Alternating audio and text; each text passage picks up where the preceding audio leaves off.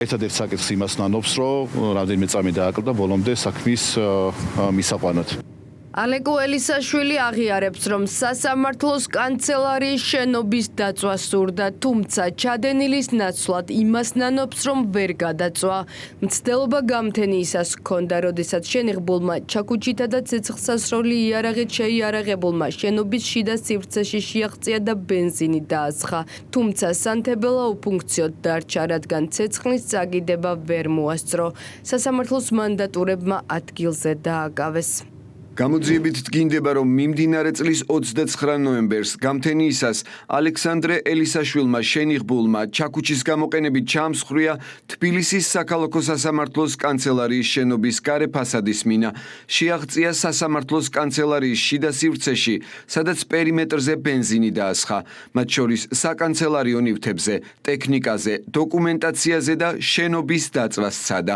მას შემთხვევის ადგილზევე წაასწრეს სასამართლოს მანდატურის სამსახურის წარმომადგენლებმა, რომლებსაც ელისაშვილმა თანნაქონი ცეცხლსასროლი იარაღის გამოყენებით წინააღმდეგობა გაუწია და ფიზიკური შეურაცხყოფა მიაყენა.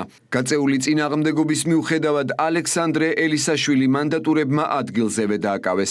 ადგილზე მომხდარი დაპირისპირების შედეგად დაშავდა მანდატური. მიღებული დაზიანებების გამო მისი სამედიცინო კლინიკაში გადაყვანა გახდა აუცილებელი. გაწეული წინააღმდეგობის დროს დაზიანებები მიიღო თავად ელისაშვილმა.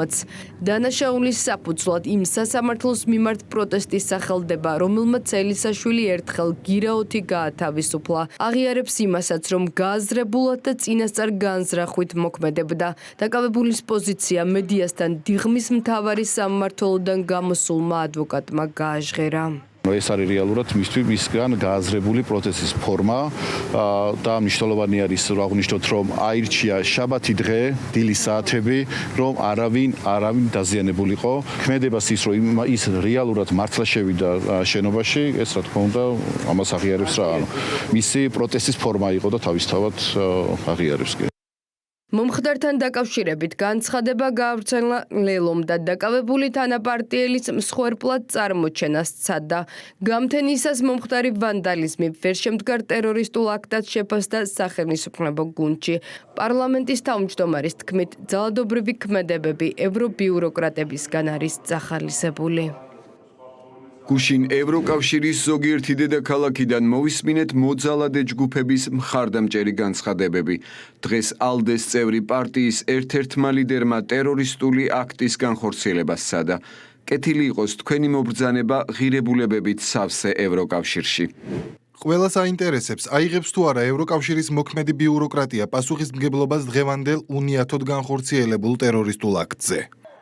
მოლოტოვის კოქტეილები თავდასხმას სამართალ დამცველებზე, შტურმის შენობებზე, მმართველ პარტიასა და საპარლამენტო ოპოზიციაში რადიკალური ოპოზიციის პროტესტის მეთოდებს იხსენებენ და აცხადებენ, რომ ელისაშვილი უცხო ქვეყნების დირექტივით მოქმედი კრიმინალია.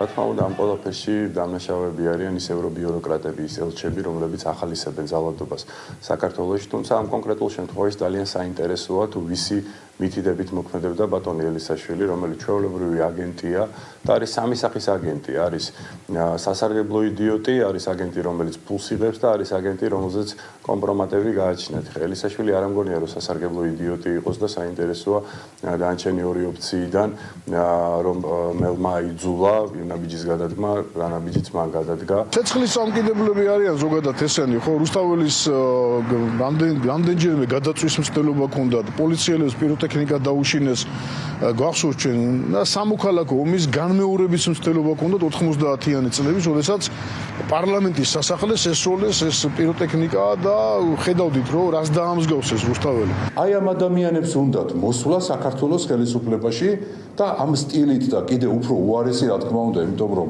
ძალაუფლება არა აქვთ და როგორ იქცევია და ამათ რო ძალაუფლება მისცე, ხო წარმოგიდგენიათ, ალბათ ორჯერ და სამჯერ უფრო უარესს გააკეთებენ, ვიდრე აკეთებდნენ 2012 წლამდე.